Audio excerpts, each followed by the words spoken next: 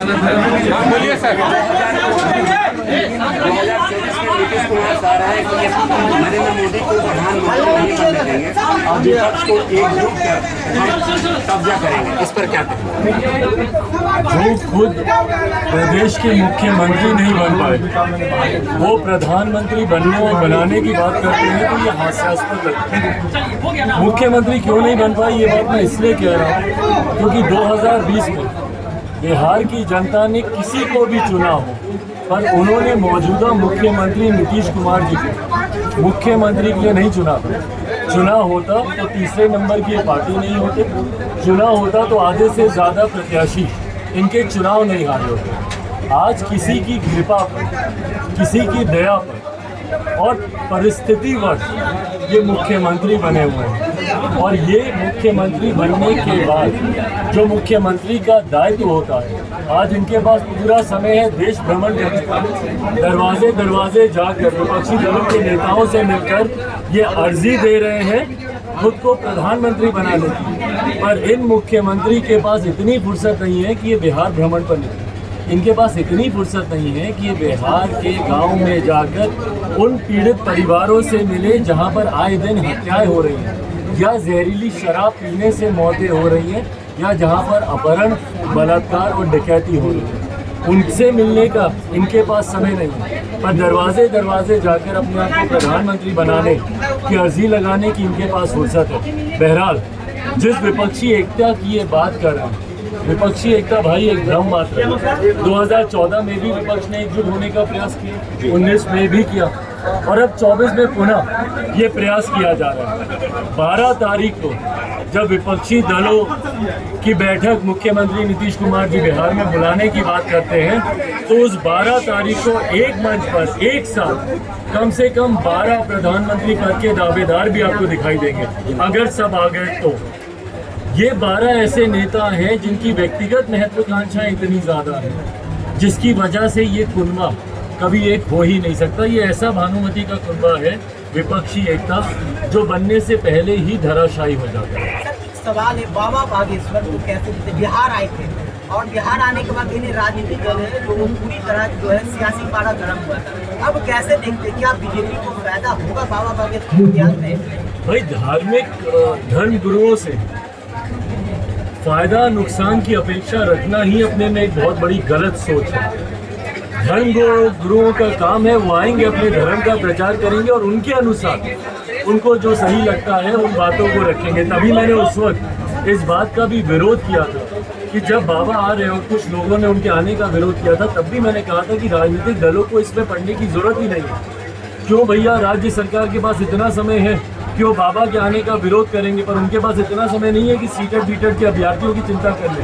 या बिहार में बढ़ रही बेरोजगारी पे बात करें, या बिहार में बढ़ रहे अपराध पे बात करें, या बिहार में बढ़ रहे भ्रष्टाचार पे बात करें। पूरा ध्यान केंद्रित इन लोगों का था बाबा के आने पर और उनके क्या कहने पर। भाई बाबा आए, आखिर चले भी गए और इन लोगों ने पूरा ध्यान केंद्रित कर दिया उनके आने जाने रहने बोलने पर। वो धर्म गुरु है, वो अपनी बातों को रखेंगे, उससे राजनीतिक दलों का क्या लेना देना। अंतोगत्वा ये देश सिर्फ और सिर्फ संविधान के आधार पर चलेगा। धर्म गुरु अपनी बातें रखेंगे, अपने धर्म का प्रचार करेंगे और उसमें राजनीतिक दलों को पढ़ने की जरूरत नहीं है। 24-25 में 2 बड़े चुनाव होने हैं देश और बिहार में, इसमें चिराग पासवान की बिहार में क्या भूमिका होने वाली है? एक निर्णायक भूमिका में तो जरूर लोक जनशक्ति पार्टी रामविलास बिहार फर्स्ट और बिहारी फर्स्ट रहेगा। जिस तरीके से बिहार भ्रमण के दौरान बिहार का शायद ही कोई गांव ऐसा है, मैं प्रखंड की बात नहीं कर रहा, जिले की तो मैं बात कर ही नहीं रहा, मैं प्रखंड की भी बात नहीं कर रहा, मैं पंचायतों की भी बात नहीं कर रहा, मैं गांव की बात कर रहा हूँ। शायद ही कोई गांव ऐसा है आज की तारीख में, और मैं चाहूँगा आप लोग स्वतंत्र तरीके से सर्वे भी इसका करें, शायद ही कोई ऐसा गांव होगा जो बिहार फर्स्ट बिहारी फर्स्ट से ना जुड़ना चाहता। बिहार फर्स्ट बिहारी फर्स्ट बिहार को एक विकसित राज्य बनाने का एक रोड मैप है। ऐसे में लोगों का बढ़ता विश्वास बिहार फर्स्ट बिहारी फर्स्ट के साथ, ये मेरे विश्वास को बढ़ाता है कि आने वाले दिनों में लोक जनशक्ति पार्टी रामविलास 2024 के चुनाव हों या 2025 के चुनाव हों, 24 के चुनाव में 40 सीटें महत्वपूर्ण भागीदारी निभाती हैं केंद्र सरकार में।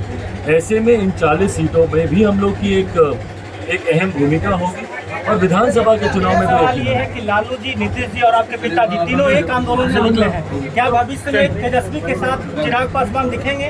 राजनीतिक गठजोड़ होगी, ऐसी चर्चा चल रही है अंदर खाने। हम लोग साथ कई मंचों पर दिखते हैं। मैंने बार बार कहा है, तेजस्वी मेरे छोटे भाई हैं। उस परिवार से मेरा पुराना रिश्ता रहा है, मेरे पिताजी का पुराना रिश्ता रहा है, पारिवारिक संबंध रहे। लालू जी मेरे पिताजी ना सिर्फ समकक्ष रहे बल्कि मित्र रहे, साथी रहे, भाइयों की तरह दोनों ने काम किया। तो वो रिश्ता यकीनन है। अब इसके राजनीतिक मायने निकलेंगे नहीं निकलेंगे, मुझे लगता है भविष्य के घर में आने वाले उस रिश्ता में नीतीश कुमार को कहाँ आप देखते हैं? उनके साथ मेरे रिश्ते कभी उतने मधुर रहे ही नहीं, ना मेरे पिताजी के। मेरे पिताजी के राजनीतिक पतन का हर संभव प्रयास मुख्यमंत्री नीतीश कुमार जी के द्वारा किया जाता रहा है। 2005 में हम लोग की पार्टी को तोड़कर हमारे विधायकों को लेकर जाने की बात हो, समय समय पर हमारे सांसद, हमारे विधान पार्षदों को तोड़ने की बात हो, दलित महादलित एक राजनीतिक नीतिगत जो फैसला मुख्यमंत्री जी के द्वारा लिया गया था, वो कहीं ना कहीं मेरे नेता के कद को घटाने की सोच के साथ ही लिया गया ये फैसला था। तो ऐसे में कभी मेरे नेता के भी संबंध मुख्यमंत्री जी के साथ मधुर नहीं रहे। और मैं तो खैर उनकी नीति का, मुझे लगता है बिहार में सबसे बड़ा विरोधी मैं ही हूँ। इस सवाल है कांग्रेस को लेकर लगातार भाजपा पे निशाना कर रहा है, कैसे? भाई देखिए, वो अपनी बातों को रख रहे हैं, अपने दल के वो नेता हैं, स्वाभाविक है, विपक्ष की भूमिका में है वो, और इन बातों को वो रखेंगे। उसमें कहीं किसी को कोई संदेह नहीं है। केंद्र सरकार की नीतियों का विरोध करना है, किसी भी सरकार की नीति का विरोध करना जहाँ पे गलत आपको लगता है, ये विपक्ष की जिम्मेदारी होती है, विपक्ष का कार्य होता है। पर हाँ, अंतर्राष्ट्रीय मंचों पर जरूर इन बातों का ध्यान रखना चाहिए। इंटरनेशनली जब आप भारत को रिप्रेजेंट कर रहे हैं, वहाँ पे भारतीय एकता की बात होनी चाहिए। तमाम मसलों को, तमाम विवादों को भारत में रहकर सुलझाना ज़्यादा बेहतर है, rather than taking it to international platform. क्या लगता था भारत को गिराने की कोशिश करे, जिस तरह से बाहरी मंच पे वो भारत को बदनाम? भाई मुझे नहीं पता कौन गिराने की कोशिश कर रहा नहीं कर रहा, बट अंतर्राष्ट्रीय मंच वो जगह नहीं है जहाँ पर आप भारतीय मसलों या विवादों का आप जिक्र करें। और बहरहाल वो अपनी सोच से जो करना चाहें उनके लिए सही है। जदयू के राष्ट्रीय अध्यक्ष ललन सिंह जी कल एक बयान दिए थे कि हमारी सरकार बनी, विपक्ष की तो संसद का भारतीय संसद है, संसद को लेकर आप इस तरीके की बातें आप नहीं कर सकते। भारतीय संसद है भाई, अंतोगत्वा वहीं पर जाकर आपके नेता, आपके विधायक, अगर कोई आपके सांसद अगर कोई चुना गया तो वहीं पर जाकर देश सेवा की वो शपथ लेंगे, वहीं पर जाकर नीतियों का निर्माण किया जाएगा। ऐसे में राजद के द्वारा भी जिस तरीके से ताबूत से उसकी तुलना की गई गलत है, निंदनीय है। उसी तरीके से जिस तरीके से जनता दल यूनाइटेड के राष्ट्रीय अध्यक्ष के द्वारा कहा गया कि इसका उपयोग नहीं किया जाएगा, ये गलत है भैया। एक व्यक्ति का विरोध करते करते आप संस्थाओं का विरोध नहीं कर सकते। और भारत की सबसे बड़ी संवैधानिक संस्था है भारत की संसद, वहाँ पर लोकतंत्र का मंदिर हम लोग उसे कहते हैं। जनहित से जुड़े हुए विषयों पर चर्चा वहाँ पर होती है, नीति बनाई जाती है। उसको लेकर इस तरीके की ओछी राजनीति करना उचित नहीं।